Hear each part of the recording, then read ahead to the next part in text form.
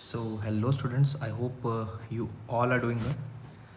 आज हम लोग स्टार्ट करेंगे सबसे पहले किंगडम फंजाई के बारे में। ठीक है, ज़्यादा टाइम वेस्ट ना करते हुए मैं डायरेक्टली टॉपिक के ऊपर आऊँगा एंड यहाँ पे हम लोग उतना फुल डिटेल में नहीं कर पाएंगे, बट हाँ एनसीईआरटी की हर एक लाइन का मीनिंग हम लोग यहाँ पे फाइंड आउट करेंगे। चलिए स्टार्ट करते हैं। सबसे पहले हम लोग किंगडम फंजाई से देखिए। किंगडम फंजाई के बारे में एनसीईआरटी ने फर्स्ट लाइन में मेंशन किया है दैट ये जो होती है यहाँ पे हिट्रोट्रॉफिक ऑर्गेनिज्म का एक किंगडम है। तो सबसे पहला ही वर्ड हमारे पास यहाँ पे लिखा है unique kingdom of heterotrophic organisms. तो पहला पॉइंट तो दिमाग के अंदर रख लीजिए जी कि इसके अंदर जो ऑर्गेनिजम्स होते हैं they are known as heterotrophs, right. दूसरा लिखा है यहाँ पे बहुत ज़्यादा डाइवर्सिटी है। मतलब डाइवर्सिटी का मतलब आप लोग याद रख लेंगे वेराइटी। बहुत सारी वेराइटी है किसकी? फंगस की। इन टर्म्स ऑफ क्या क्या? First parameter is morphology and the second parameter is habitat. तो अगर कोई पूछ लेता है कि अलग अलग तरीके की जो फंगस होती हैं वो किस बेसिस पे डिवाइडेड होती हैं, तो आप लोगों ने यहाँ पे याद रख लेना है first is morphology and the second is habitat। Okay, अब यहाँ पे लिखा है कि आपने बहुत सारी फंगस देखी होगी जो कि ज़्यादातर किस पे ग्रो करती है? मॉइस्ट ब्रेड के ऊपर जो ग्रो करती है या जो रॉटन फ्रूट्स के ऊपर ग्रो करती है। ये एक सिंपल सा पॉइंट है, इसको इतना ज़्यादा एलैबोरेट करने की ज़रूरत नहीं है यहाँ पे। दूसरा पॉइंट इसके बाद देखिए क्या लिखा है, the most common mushroom you eat and toadstools are also fungus. ठीक है, हालांकि हम लोग इसको बाद में पढ़ने वाले हैं, बट आप लोग यहाँ से याद कर लीजिए जो मशरूम है वो हमारे पास होती है अगैरिकस। ठीक है, हम लोगों ने अभी पढ़ा नहीं है बट हम लोग फिर भी इसको एक बार गो थ्रू कर लेते हैं दिमाग में कि जो अगैरिकस है बेटा that is a member of a fungal class basidio mycetes. ठीक है, और जो दूसरा हमारे पास है टोडस्टूल्स। ये जो टोडस्टूल है इसके बारे में भी याद रख लीजिए, पॉइजनस फंगस बोला जाता है इसे, पॉइजनस फंगस। ठीक है, और कंफ्यूज नहीं करना, ये टोडस्टूल भी कहाँ से बिलोंग करता है? It also belongs from basidiomycetes. Hopefully okay. चलिए वापस आते हैं, यहाँ लिखा है white spot seen on the mustard leaves are due to a parasitic fungus. ठीक है, तो यहाँ से भी एक लाइन हम निकाल लेंगे। हालांकि हमने ये भी आगे पढ़ना है, ये एक सिर्फ ओवरव्यू है कि जो मस्टर्ड होता है यहाँ पे वाइट स्पॉट्स ग्रो करते हैं और वो एक फंगस की वजह से होता है। उस डिजीज़ का नाम आप लोगों ने याद रख लेना है वाइट रस्ट ऑफ क्रूसीफर्स। अगर आप लोगों ने मॉर्फोलॉजी पढ़ी होगी तो आपको याद होगा क्रूसीफर्स जो होते हैं they belongs to a family Cruciferae, और इसी क्रूसीफेरी का एक और नाम होता है ब्रासिकेसी। अभी एनसीईआरटी ने अपडेटेड सिलेबस में इन्वॉल्व किया था इस फैमिली को, ब्रासिकेसी, एंड वैसे भी मॉर्फोलॉजी में मेंशन्ड है। तो ये जो वाइट रस्ट होते हैं किसके ऊपर? क्रूसीफर्स। बोले तो ऐसा समझ लो कि जो लीफ है येलो वाइट ग्रीन कलर की जो लीफ है उस पर वाइट कलर के स्पॉट्स ग्रो होने लग जाते हैं, that is due to a parasitic fungus. ठीक है, और उस पैरासिटिक फंगस का नाम भी याद कर लेते हैं तो हमारे लिए और भी ज़्यादा आसान होगा। That is known as albugo candida. Albugo candida, और इस एल्ब्यूगो कैंडिडा का भी एक और नाम होता है सिस्टोपस कैंडिडस। सिस्टोपस कैंडिडस, यहाँ तक ओके। चलिए वापस आएंगे हम लोग। यहाँ पे लिखा है कि कुछ यूनिसेलर फंगस है। हमारे सिलेबस में बेटा सिर्फ एक ही यूनिसेलर फंगस मेंशन्ड है, तो इसका नाम ज़रा आप लोग याद रख लीजिएगा, दैट इज यीस्ट। और यहाँ पे लिखा है some are used to make the bread. ये क्या? देखो ब्रेड जो है ठीक है, वो तो ठीक है, लेकिन जो यीस्ट है ये दो काम करती है, बियर भी बनाती है ब्रेड भी बनाती है। तो एक चीज़ आप लोगों ने यहाँ पे याद रख लेना है, मैं इसको सिंप्लीफाई कर रहा हूँ, ये हमारे पास आगे फिर से काम आने वाला है। जो यीस्ट है, ठीक है, ये किसका मेंबर है पहले से याद रख लो, it is a member of ascomycetes family class, ठीक है। इसका साइंटिफिक नेम भी याद रख लीजिए, सैकेरोमाइसिस, ठीक है। ये दो चीज़ें बनाने के लिए बताया एनसीईआरटी ने, देखिए क्या क्या मेंशन किया है, एक लिखा है ब्रेड और दूसरा लिखा है बियर। देखो बियर सिर्फ मेंशन करने के लिए है, इसके अलावा और भी चीज़ें बनाने के लिए, और भी अल्कोहलिक ड्रिंक्स हम लोग याद रख सकते हैं। हमारी नज़र में अब से वर्ड रहेगा अल्कोहलिक ड्रिंक्स या बिवरेजेस, ठीक है। अब ये जो ब्रेड है इसको ये बनाती है, इसलिए सैक्रोमाइसिस को बेकर या बेकर्स यीस्ट बोला जाता है, और ये अल्कोहल बनाने के लिए यूज़ होती है, इसलिए इसको ब्रीवर्स यीस्ट बोला जाता है। ब्रीवर्स इंडस्ट्री वो होती है जहाँ पे अल्कोहल बनाया जाता है। और ये दोनों के दोनों जो हैं, ये जो प्रोसेसेस हैं, ये कौन सी प्रोसेस है एग्जैक्टली, इसको शायद आप लोगों ने सुना होगा, that the process is known as fermentation. Fermentation, right.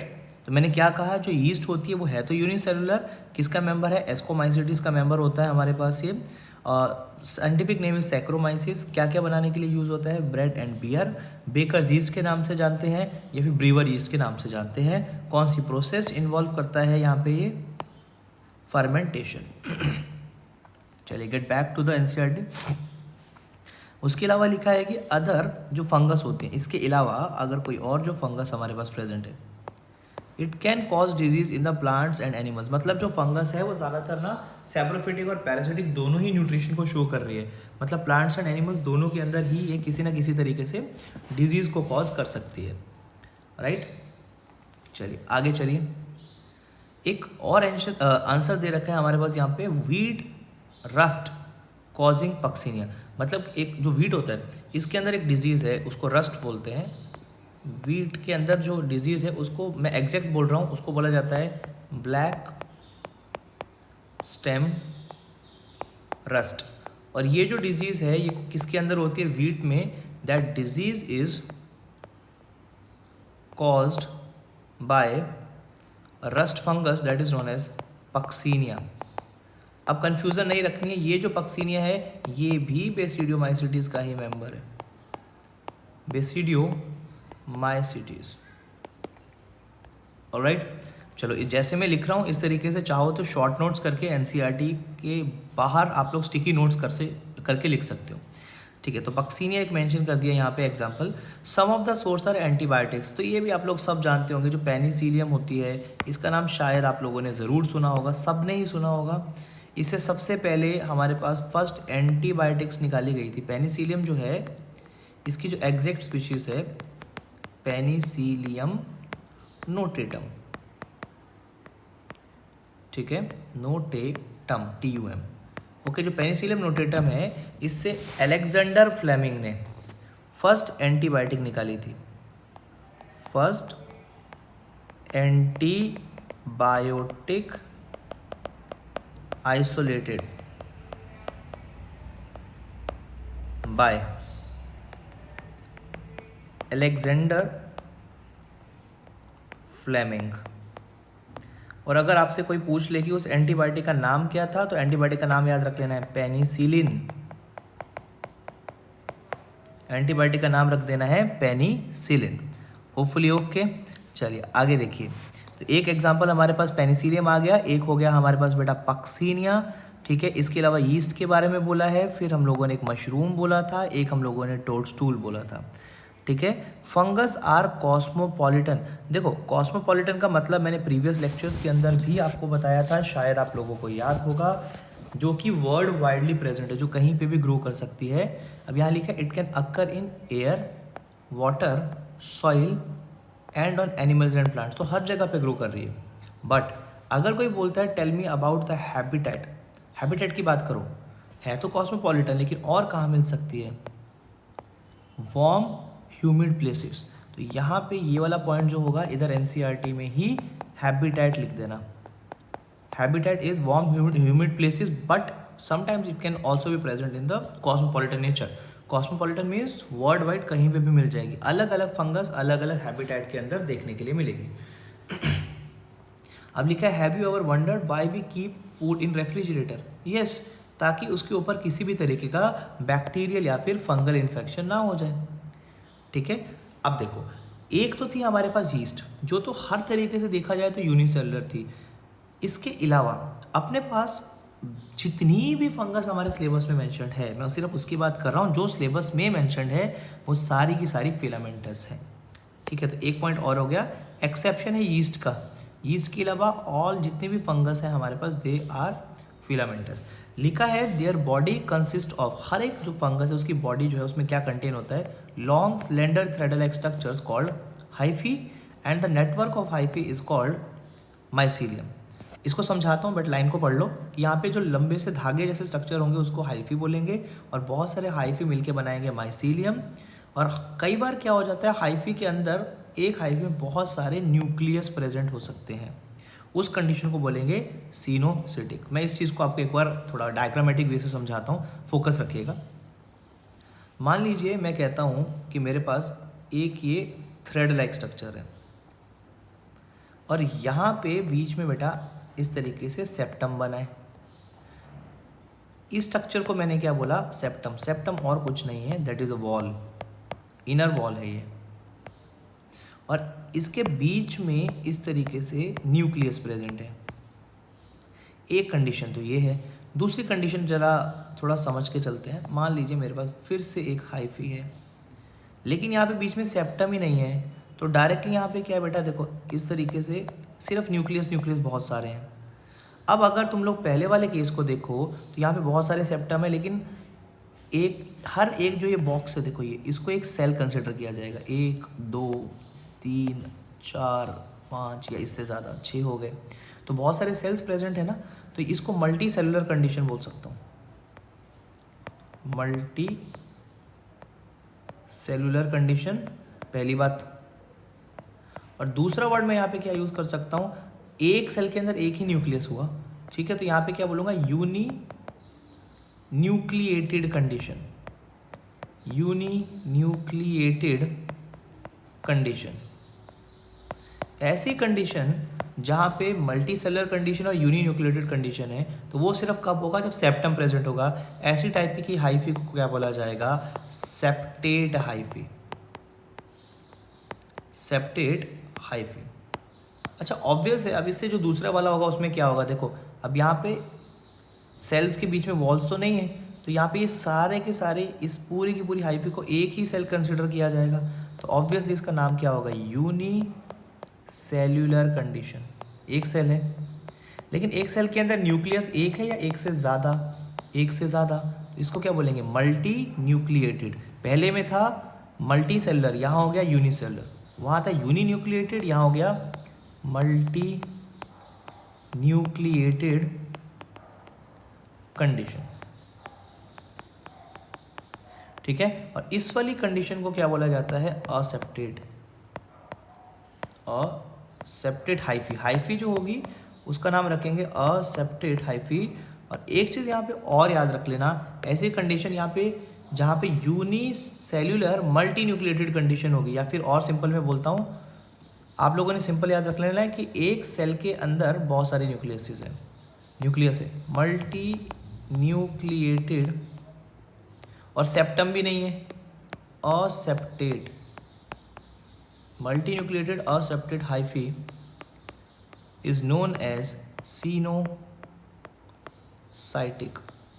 सिनोसिटिक hyphae. Very very important. And ये जो सिनोसिटिक हाइफी है, that is the characteristic feature of class phycomycetes, fungus की सबसे प्रिमिटिव क्लास, सबसे पुरानी क्लास। मतलब एक चीज़ पता चला, पुरानी क्लास के अंदर अगर मुझे असेप्टेड कंडीशन दिख रही है, तो एडवांस क्लासेस के अंदर मुझे सेप्टेड दिखेगी, तो दोनों में से ज़्यादा एडवांस कौन सा हुआ, सेप्टेड कंडीशन, राइट। चलिए अब ज़रा एनसीईआरटी पे वापस आ जाइए बेटा। तो यहाँ क्या लिखा है अपने पास, देखो दोबारा से देखो, आप समझ आ जाएगा तुम्हें कि जो number of thread like structure है उसका नाम हाइफी है। अभी तक ये बोला मैंने, और मैंने क्या बोला, कई बार इन हाइफी के अंदर फिल हो सकता है एक ही सेल के अंदर मल्टी न्यूक्लिएटेड कंडीशन, उसका नाम क्या रख दिया मैंने, सिनोसिटिक हाइफी। कई बार क्या हो सकता है, देखो सेप्टा प्रेजेंट हो सकता है, अगर सेप्टा प्रेजेंट है तो सेप्टेड हाइफी बोल देंगे, और सेप्टा प्रेजेंट नहीं है तो असेप्टेड हाइफी बोलेंगे। अब यही वाली जो हाइफी है, मान लो ये थ्रेड लाइक स्ट्रक्चर था, मान लो ये एक हाइफी हो गई, ठीक है, ये दूसरी हाइफी हो गई, ये तीसरी हो गई, एक दूसरे के ऊपर फोल्ड होते जा रही हैं, बहुत सारी हाइफी फ्यूज़ कर रही हैं एक दूसरे से।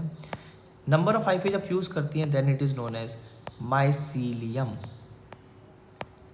क्या बोला मैंने, then it is known as mycelium.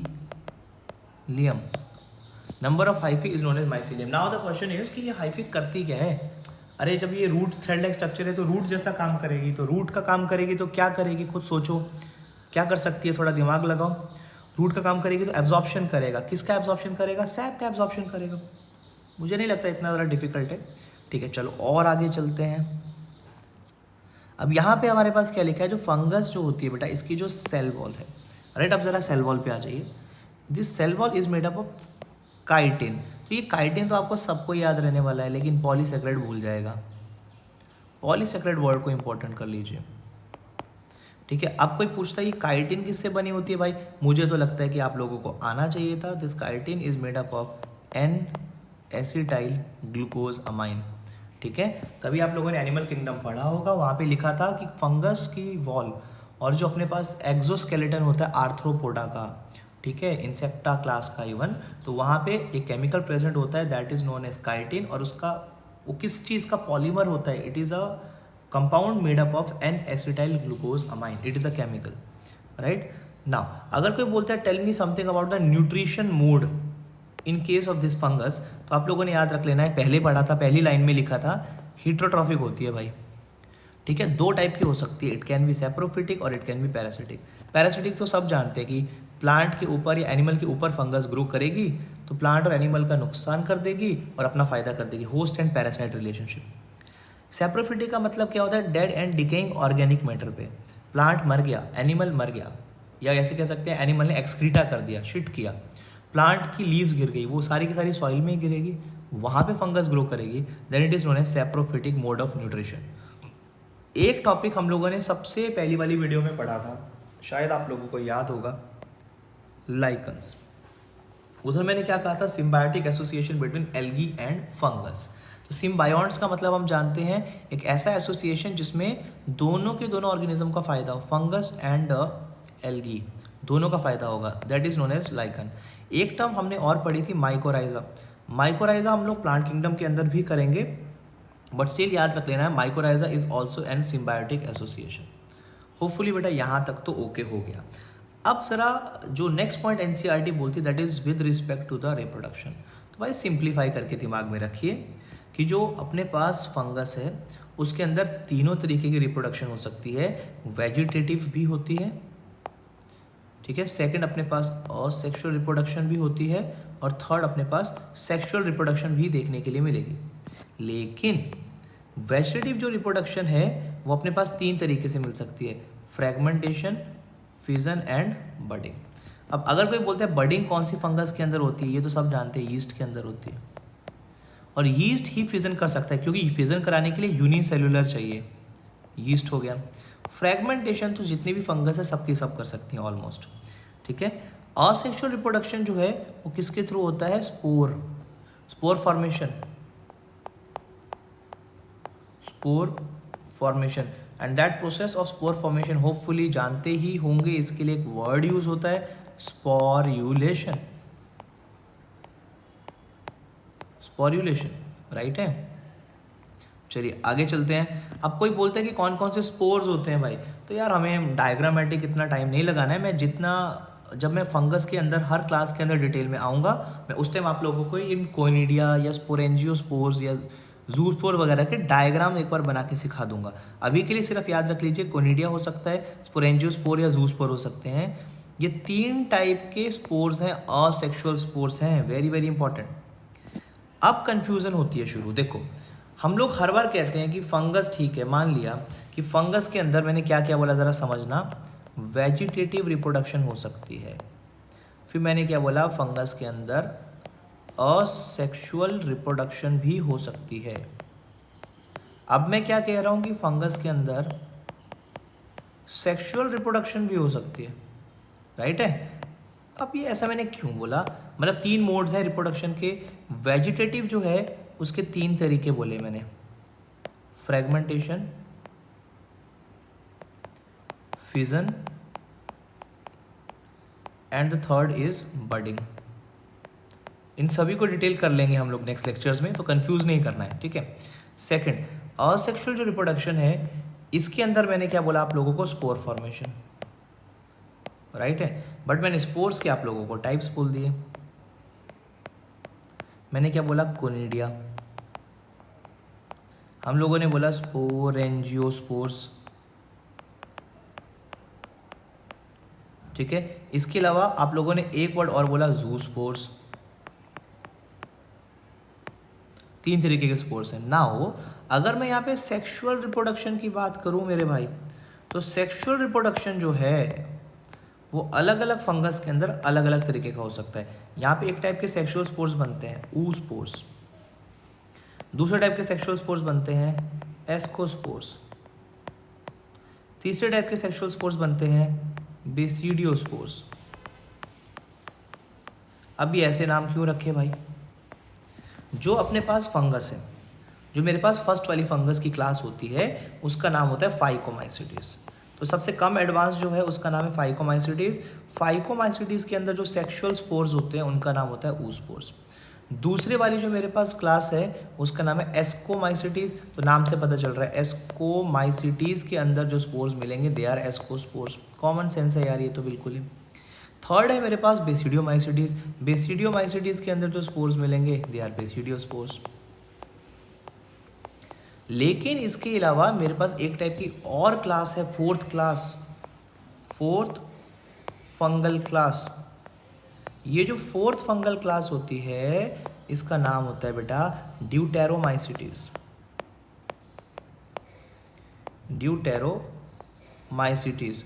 अब आप लोगों को लग रहा होगा कि सब जगह सब फंगस की क्लासेस के स्पोर्स के नाम लिख दिए, सेक्सुअल स्पोर्स के नाम लिखे, इसके क्यों नहीं लिखे भाई? कैसे लिख सकते हैं? इसके अंदर सेक्सुअल रिप्रोडक्शन अब्सेंट होती है। यहाँ पे जो सेक्सुअल रिप्रोडक्शन है दैट इज कंप्लीटली अब्सेंट। तो यहाँ पे सेक्सुअल स्पोर्स भी अब्सेंट हो गए। होपफुली यहाँ तक तो ओके हो गया जी बच्चे, ठीक है। तो मैंने क्या बोल दिया यहाँ पे, याद कर लीजिए कि ऊस्पोर भी हो सकते हैं बेटा, इसके अलावा एस्कोस्पोर्स भी हो सकते हैं और बेसिडियोस्पोर्स भी हो सकते हैं। अलग अलग फंगस की क्लास के अंदर अलग अलग फंगल के स्पोर्स हो सकते हैं। अब ये जो स्पोर्स हैं हम लोगों ने कभी स्लाइम मोल्ड्स में पढ़ा होगा कि जो स्लाइम मोल्ड्स है वो फंगस जैसे होते हैं, याद होगा तुम्हें प्रोटिस्टा के अंदर कराया था मैंने। और मैंने क्या कहा था कि जो अपने पास फंगस होती थी वहाँ फंगस जैसे जो स्लाइम मोल्ड्स है उनमें फ्रूटिंग बॉडी बनती थी और फ्रूटिंग बॉडी के अंदर स्पोर्स बनते थे, याद आ रहा है कुछ? तो यहाँ पे भी कुछ ऐसा बनेगा, बट वो चीज़ हम लोग नेक्स्ट के अंदर देखते हैं। अब देखो, अब यहाँ लिखा है कि जो सेक्सुअल रिप्रोडक्शन है वो 3 स्टेप्स में होती है, प्लाज्मोगेमी, कैरियोगेमी एंड मियोसिस। यार ये बहुत ज़्यादा कंफ्यूजिंग सा पैराग्राफ है, मैं इसको पहले तुम्हें थोड़ा सा सिंप्लीफाई करके बताता हूँ, उसके बाद हम लोग इनकी लाइन्स को पढ़ते हैं, ठीक है। वापस आइए, चलिए ज़रा देखते हैं। अब यहाँ पे मैं कहता हूँ ध्यान देना, मान लो मेरे पास ये एक फंगस की हाइफी है और ये मेरे पास दूसरी फंगस की हाइफी है। यहाँ मेरे पास सेप्टम है, यहाँ इसके अंदर मेरे पास न्यूक्लियस है, ठीक है। समझते रहना, इसका नाम भी मैंने रख दिया हाइफी, इसका नाम भी मैंने रख दिया हाइफी। ये दोनों की दोनों हाइफी एक दूसरे की तरफ अट्रैक्ट होंगी, तो एक को कंसिडर कर लो पॉजिटिव, रैंडम किसी को भी, और दूसरे वाले को कंसिडर कर दो नेगेटिव। अब नेक्स्ट स्टेप के अंदर क्या होगा, ये दोनों की दोनों हाइफी हो सकता है इस तरीके से एक दूसरे के साथ जाके टच हो जाए, राइट है। तो मैंने यहाँ पे सेप्टम देखो 1 2 3 4 बनाए थे, 1 2 3 4, 1 2 3 4, ठीक है। तो बाकी जितने भी हमारे पास ये देखो इस तरीके से थे, ये सारे के सारे सेम एज इट इज़ रहेंगे। अब होगा क्या यहाँ पे, जो ये है ना ये वाला रीजन, यहाँ पे पोर होगा और हो सकता है या वॉल हो, तो हो सकता है या तो ये वाला न्यूक्लियस घूमते हुए इधर को चला जाएगा, या फिर हो सकता है ये वाला न्यूक्लियस घूमते हुए इधर को चला जाए, इस तरफ को चल जाए। तो होगा क्या, देखो अगर इस तरीके से हो जाता है तो देखते जाइए ज़रा एक बार। इस वाली प्रोसेस को मैं बोलूँगा प्लाज्मोगेमी। प्लाज्मोगेमी और कुछ नहीं है, अगर नाम को समझ लो, प्लाज्मोगेमी मीन्स प्लाज्मा का fusion, fusion of protoplasm. Fusion होगा किसका, प्रोटोप्लाज्म का, किसके बीच में, ऑफ टू डिफरेंट हाइफी, दो डिफरेंट हाइफी के बीच में फ्यूज़न हो जाएगा, जिसकी वजह से जो नेक्स्ट स्टेज बनेगी मेरे पास वो हो सकता है कुछ इस तरीके से हो, बाकी सब कुछ सेम हो। यहाँ पे ये दो सेप्टम था, एक सेप्टम ये था, एक सेप्टम ये था, इन दोनों के बीच में दो न्यूक्लियस थे, एक न्यूक्लियस ये हो गया, एक ये हो गया, बाकी सबके सब सेम। अब तुम समझ पा रहे होंगे, अब ये एक ही सेल कंसिडर होगा, कौन से वाला बच्चे, जो ये है, अब ये सिर्फ एक ही सेल कंसिडर होगा, लेकिन इसके अंदर तो दो न्यूक्लियस हो गए। दो न्यूक्लियस वाली स्टेज को क्या बोलते हैं, डाई कैरियन। डाई कैरियन का मतलब क्या होता है, दो कैरियन, कैरियन का मतलब क्या होता है, न्यूक्लियस, तो 1n प्लस 1n, दो हो गए 1n। कौन सी प्रोसेस का प्रोडक्ट है ये डाई कैरियन, प्लाज्मोगेमी का प्रोडक्ट है। तो फर्स्ट स्टेप जो होता है सेक्सुअल रिप्रोडक्शन का, उसका नाम होता है प्लाज्मोगेमी। सेकंड जो हमारे पास स्टेप होता है that is known as karyogamy. अब तो समझो, कैरियो मतलब न्यूक्लियस, अभी तक सिर्फ प्लाज्मा को फ्यूज कराया था, बोले तो प्रोटोप्लाज्म को फ्यूज कराया था, अब किसको फ्यूज करा देंगे भाई, आप बताओ, अब फ्यूज करा देंगे न्यूक्लियस को। तो अगर मैं यहाँ पे न्यूक्लियस को फ्यूज कराता हूँ तो क्या होगा बेटा, देखो इस तरीके से ये सेम वॉल हो जाएगी, बाकी सब कुछ भी आपको पता है कैसा रहता है, ठीक है, बाकी सब में देखो सिंगल सिंगल न्यूक्लियस प्रेजेंट रहेगा, लेकिन जो सेंटर वाले थे ये दोनों के दोनों न्यूक्लियस तो फ्यूज कर जाएंगे और एक बड़ा सा इस तरीके से बेटा स्ट्रक्चर बनाएंगे। इसको बोलते हैं जाइगोट, क्योंकि दोनों गैमीट्स ही तो थे वो, जाइगोट। अब ये जाइगोट 1n प्लस 1n तो नहीं हो सकता, ये तो डिप्लॉयड होता है, आपने छोटी क्लासेस में पढ़ा होगा, दैट इज 2n, दोनों 1n फ्यूज हो गए। और इसी वाले जाइगोट का एक और नाम होता है बेटा, it is also known as synkaryon, also known as synkaryon. तो एक कन्फ्यूज़न और क्लियर हो गई कि अपने पास जो कैरियोगेमी होती है that is fusion again, but ऊपर लिखा था फ्यूज़न ऑफ प्रोटोप्लाज्म, यहाँ पे बोलेंगे fusion of nucleus of two different hyphae. अब बना क्या, जाइगोट। अब इस जाइगोट की मैं बात करूँ, इस जाइगोट के अंदर होगी एक process that is known as meiosis. आप जानते हैं this meiosis is an reductional division, और ये जो मियोसिस है, अगर ये एक रिडक्शनल डिवीज़न है तो ये कितने स्पोर्स बनाएगी, 4, 1 2 3 4। तो ये जो जाइगोट था ये तो 2n था, लेकिन ये बने 1n 1n, और कितने स्पोर्स बने, 4। कैसे बने, हैप्लॉइड। हैप्लॉइड का नाम क्या मतलब क्या होता है, 1n4 1n स्पोर्स। और यही वाले स्पोर्स क्या करेंगे, फिर से जाके हो सकता है जर्मिनेशन कर दे सॉइल या वाटर में, और उसके बाद फिर से क्या प्रोड्यूस करेंगे, न्यू हाइफी, राइट है। चलिए अब ज़रा वापस आ जाइए इस वाले पैराग्राफ पे, अब तो बहुत आसानी से समझ आएगा। व्हेन अ फंगस, जब भी फंगस रिप्रोड्यूस करेगी, कौन से वाले तरीके से बेटा, सेक्सुअल वे से। तो मैंने क्या बोला था, दो हाइफी होंगी, इमेजिन करते जाओ, दोनों की दोनों हाइफी जो कि प्लस या माइनस करके सेम स्पीशीज़ की होनी चाहिए, वो एक दूसरे के लिए टुगेदर आ जाएंगे, एक दूसरे के आसपास आएंगे और बाद में क्या करेंगे, फ्यूज़। मैंने कराया था फ्यूज़। फिर दोनों के दोनों सेल्स सबसे पहले फ्यूज़ करेंगे, वन हाइफी वाला भी दूसरे वाला भी, ठीक है, और वहाँ पे प्लाज्मोगेमी करेंगे, जिसकी वजह से शायद आप लोगों ने सुना होगा डाई कैरियन स्टेज बनेगी। तो यहाँ देखो 3 स्टेप्स में सबसे पहले प्लाज्मोगेमी होगी, जिसमें प्रोटोप्लाज्म फ्यूज़ कर जाएगा दो डिफरेंट गैमीट्स का। फिर लिखा था मैंने कैरियोगेमी होगी, जिसमें जाइगोट बनेगा, याद आ रहा होगा तुम्हें। तो वहाँ पे दो न्यूक्लियस फ्यूज़ करते थे, जिसकी वजह से 2n स्ट्रक्चर बनता था, जिसका नाम हम लोगों ने क्या बोल दिया था, जाइगोट, और या फिर सिन कैरियन।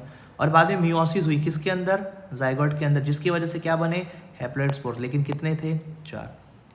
ठीक है। और यहाँ पे भी क्या लिखा है, ये जो हम लोगों ने डाई कैरियन वाला जो वर्ड बोला ना, ये सिर्फ बेटा 2 ही फंगस की क्लासेस में होता है, एस्कोमाइसिटीज एंड बेसिडियोमाइसिटीज।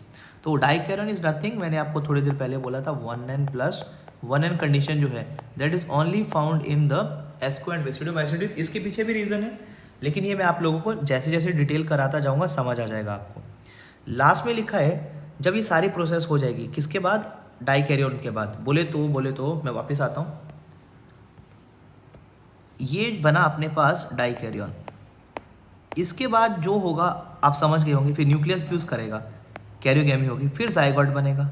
जाइगोट में क्या होगी, मियोसिस होगी, और कितने स्पोर्स बनेंगे, 4 बनेंगे। अब देखो क्या लिखा है यहाँ पे, लेटर था parent nucleus fuse, parent nucleus दोनों के न्यूक्लियस फ्यूज करेंगे, एक डिप्लॉयड सेल बना देंगे, उसका नाम क्या था, जाइगोट। और जो फ्रूटिंग बॉडी होगी उसके अंदर होगी रिडक्शनल डिवीजन।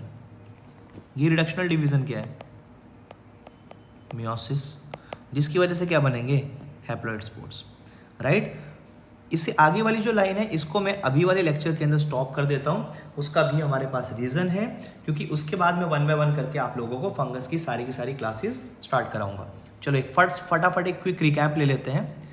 फर्स्ट पॉइंट लिखा है कि जो फंगस होती है वो हमारे पास हेटरोट्रॉफिक होती है। दूसरा वर्ड लिखा है कि अलग अलग वेराइटी, डाइवर्सिटी दिखती है मॉर्फोलॉजी एंड हैबिटेट की फॉर्म में। कुछ को हम खा सकते हैं, कुछ को हम नहीं खा सकते। टोडस्टूल इज़ अ पॉइजनस फंगस, उसको नहीं खाया जा सकता। Mushroom is a normal edible fungus, उसको खा सकते हैं। सिर्फ हमारे सिलेबस के अंदर यूनिसेलर फंगस का एक ही एग्जाम्पल है यीस्ट, इसको बनाया जाता है ब्रेड या फिर बियर बनाने के लिए यूज़ किया जाता है।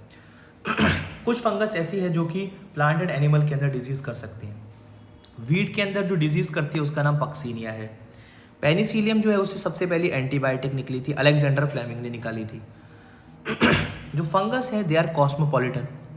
कॉस्मोपॉलिटन का मतलब क्या है, वर्ल्ड वाइडली कहीं पे भी प्रेजेंट हो सकती है। ज़्यादातर हैबिटेट इनका वार्म एंड ह्यूमिड प्लेसेस होता है, ठीक है। उसके बाद क्या बोला, सिर्फ एक ही फंगस यूनिसेलर है, बार बार रिपीट कर रहा है एनसीईआरटी, देखो सेम चीज़ को, बट इसके अलावा जितनी भी हैं वो बाकी सारी फिलामेंटस है। यहाँ पे थ्रेडल एक स्ट्रक्चर होता है जिसका नाम हाइफी होता है। बहुत सारे हाइफी मिलके क्या बनाते हैं, माइसीलियम बनाते हैं।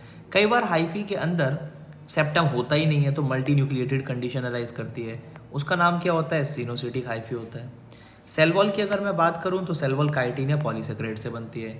न्यूट्रिशन की अगर मैं बात करूँ तो सारे के सारे हेटरोट्रॉफ्स हैं। हेटरोट्रॉफ्स कितने टाइप के हैं, 2 टाइप के हैं, सेप्रोफाइट्स एंड पैरासाइट्स हैं। कई बार सिम्बायोटिक एसोसिएशन भी शो करते हैं, example is lichen and mycorrhiza. Reproduction कितने टाइप की होती है, 3 टाइप की होती है, वेजिटेटिव, असेक्सुअल, सेक्सुअल। वेजिटेटिव 3 तरीके से होती है, fragmentation, fission and budding. Asexual किसके थ्रू होती है, स्पोर्स। स्पोर्स कितने टाइप के हैं, 3 टाइप के हैं, conidia and sporangiospores. Sexual reproduction भी कितने टाइप के स्पोर्स बना रही, 3 टाइप के, सब में 3 टाइप है, वेजिटेटिव के 3, असेक्सुअल के 3, सेक्सुअल के 3, ऊस्पोर, एस्कोस्पोर एंड बेसिडियोस्पोर। कोई अगर बोलता है कि जो लास्ट फंगस की क्लास है वहाँ पे हमारे पास सेक्सुअल रिप्रोडक्शन क्यों नहीं होती, तो आप लोग यहाँ पे इसका रीज़न अभी तो नहीं बता सकते, बट इतना याद रख लेना कि होती नहीं है बस, ठीक है। वेरियस स्पोर जो हैं वो किसके अंदर बनेंगे, फ्रूटिंग बॉडी में। सेक्सुअल रिप्रोडक्शन के कितने स्टेप्स हैं, 3 हैं, plasmogamy, karyogamy and meiosis. Dikaryon stage या डाइकैरियोफेज किसकी कैरेक्टरिस्टिक फीचर है, एस्कोमैसिडीज एंड बेसिडियोमाइसिडीज की, राइट। यहाँ तक हो गया। रिडक्शनल डिवीजन बोले तो मियोसिस किसके अंदर होती है, फ्रूटिंग बॉडी के अंदर होती है। कैसे स्पोर्स बनते हैं, हैप्लॉइड स्पोर्स बनते हैं। कितने बनते हैं बेटा, 4 हैप्लॉइड स्पोर्स बनते हैं। होपफुली मुझे लगता है एक बहुत बड़ा लेक्चर हो गया, बट जिसने एनसीईआरटी अभी तक कवर अप नहीं की थी शायद उसको बहुत ज़्यादा अच्छे से ये समझ आ जाना चाहिए था, बट स्टिल अगर आप लोगों ने एनसीईआरटी कर रखी है तो आप लोगों के लिए बहुत ज़्यादा सिंपल सा टॉपिक था, कुछ भी ज़्यादा डिटेल नहीं था। स्टिल अगर आप लोगों को उसके बावजूद भी कोई डाउट आता है then you can do ask me any time in the comment section. I am always with you. Thank you so much and good.